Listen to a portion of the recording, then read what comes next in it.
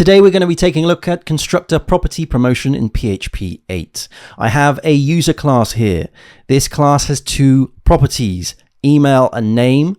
Both are strings, both are private. Now, before the Constructor Property Promotion, what we were going to do was create a constructor method and supply the arguments email and name to the method and set the properties in the body of the constructor method. So this email is equal to the email variable that we're supplying, and this name is equal to the name variable that we're supplying.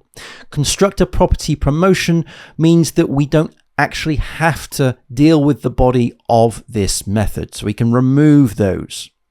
We can also set the visibility scope of the properties. So as you can see, they're both set to private. So I can supply the private keyword before the data type, which is string, and also for the name as well. Now notice that I've got a red underline here. This is because we're now actually supplying the properties twice, because we've got the declaration of the property in the class and we're also supplying that within the constructor method as well.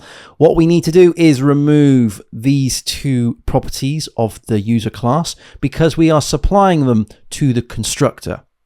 This means that we can still access these properties, so accessing this email and this name from the methods, and the visibility scopes are set to private. The data types are still the same, but what we've done is we've removed the need of using the constructor body. This simplifies the code and also, in my opinion, makes the code easier to read.